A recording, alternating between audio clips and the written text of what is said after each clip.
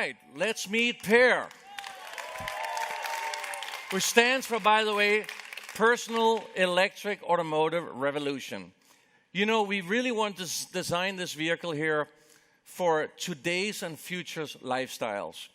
You know, you think about cars, they've kind of not changed much the last 50 years when you think about different utility aspects of a car. So with the PEAR, we actually started out looking at young people's lifestyles in big cities around the world. What do they do every day? What do they want out of a car? You know, young people living in cities. How will digital natives use a vehicle in the future? So we designed a lot of flexible spaces in this vehicle, flexible storage. I mean, you saw that kind of drawer that comes out, which we actually call a front boot, which is fruit. Now, I don't know if that's really a great word, but we were very excited about it. We might change that. But it also has, you know, as you saw, the Houdini trunk. And there was a reason why we made that Houdini trunk. That was part of that whole study. And when you think about you're maybe living in a big city, you're parking on the street, and during the night, a big van comes up right behind you, and you come out in the morning, you want to throw something in your hatchback, and you can't open it. So that solves this problem. And I want to take a look at, again, you know, what does this trunk here do? The window comes down, as you see here, and then basically the trunk goes down and disappears inside. Now, one of the important things I want to say with this vehicle, it also had a couple of other reasons. So, for example, there are some old cities where you have a very low parking garage, and again, you can hit your hatchback in the roof on those garages, but this doesn't happen here. And in fact, it's also really easy to walk over to the vehicle and throw something in the vehicle. Super easy. We can close that again. And coming a little bit back to the spaciousness of this car, I want to ask the people inside the car to come out, and I want to remember, this is a compact car, and there is 2 rows of seats in this car. As you can see, 4 doors. And people just keep coming out, by the way. So, what we have here is actually a car we actually have a car here. As you can see, 6 people fits in the car, which is quite unique in a 2-row vehicle. And this is why this matters, because if you want 6 people in the car today, you normally have to buy a 3-row vehicle, which becomes much larger, much more impact on the environment. In this vehicle, you can actually get all these people in the car. And the way we did that, in the front here, you will see that there actually is a bench seat. Instead of a 1 seat for the passenger, there's a bench seat where you can put 2 people, or you can just sit 1 person as well. So we'll offer this vehicle both as a 6-seater, but also as a traditional 5-seater with a unique storage right between the people, a very big center console. Here we decided to show the 6-person variant.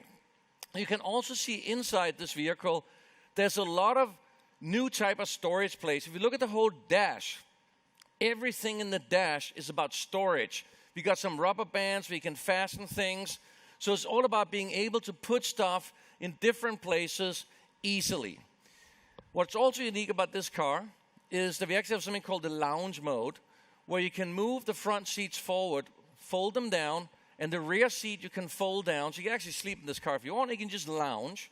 And in the 5-seat version, we offer the big 17.1-inch rotatable ocean screen, which really means that you can actually lounge in here and watch a movie. I also want to point something else out. Just talking about, you know, as you all know, we want this to be a very affordable vehicle. So we took a different design approach on this vehicle. For example, I want to highlight the armrest over there. So the armrest in this vehicle, we only have 1 armrest. Now, you know, I know you're thinking, well, who's getting that armrest of these 4 doors? Well, actually, we just designed 1 symmetric armrest, and it's used for all 4 doors. That means 1 part number. So if somebody has to get fixed an armrest, we just have to send 1 armrest. We don't have to ask which door is it. But it, of course, also lowers the cost, lowers the tooling, everything else. That was a theme we took throughout the car. But I want to talk a little bit about how else did we get to the low cost of producing this car? How are we doing that? Well, this vehicle is sitting on a new platform called SLV1. And that stands for simple, versatile, and volume. So, what's unique about this platform is it started as a Steel Plus Plus. We called it that, the whole idea of how do we make this vehicle. And the Steel Plus Plus concept was a concept where we want to take parts out of the car. We want to reduce the part count. And we actually ended up with reducing the parts count in that vehicle of 35%. 35% reduction in parts count. That's a lot. That means it's going to be a lot easier to manufacture this vehicle, a lot easier to assemble it. And just think about, we talked about earlier, shipping parts, 35% less parts in this vehicle, which is quite unique. I also just want to talk a little bit about the exterior design, because we talked about some of the things going forward to certain things, or fitting in from the Ronin over here. So look at those headlamps. They're kind of cool. And of course, they're inspired a little bit by the Ronin. So you're going to drizzle a little bit of supercar stuff into this vehicle as well, despite the price. And you look at these sculptured fenders. Look at the sculptured design. We are going for something very unique here, which is getting away from all this clutter. It's just a very pure, clean design. And we really looked at doing something new also on the upper area of the vehicle. We kind of took inspiration from sort of the glider planes, which are super smooth and aerodynamic. So you see here at the rear, there's a window which is totally flush with the rest of the body, which is kind of cool, and I can show it over here as well. You kind of see this window here is totally flush, and it's just rolling up here, which is very, very smooth, very cool, very aerodynamic. And when you look at the rear, you can see these tail lamps here. They're just thin wraparound, but it's actually one large spoiler that also helped this being much smoother in the wind. And then going to the front, like I mentioned earlier, kind of every design detail we did in this vehicle was really about, you know, how do you use a vehicle and what do we want to achieve?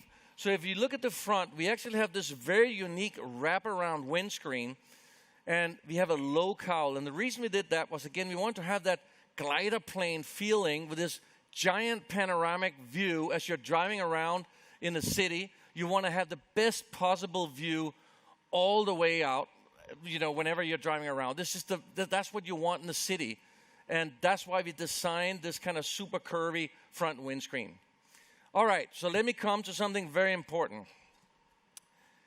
I can 100% confirm, because we have pretty much finished developing and designing this vehicle. We, of course, now are working with suppliers, but I can confirm that this vehicle will start at $29,900.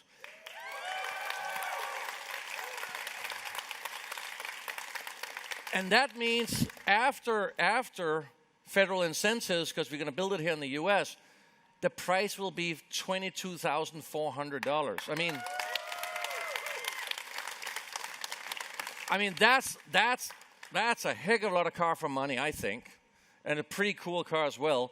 And I think with all these different details, we actually can also broaden our market appeal to many different things that this car can be used for. For example, putting food here in the fruit so you don't have it smelling inside the car, etc. So we have a lot of kind of cool things that we'll start showing off in this vehicle as we move forward. Now, this vehicle will come in mid-2025. And the PEAR is our vision of a sustainable EV as a connected mobility device. This is the PEAR.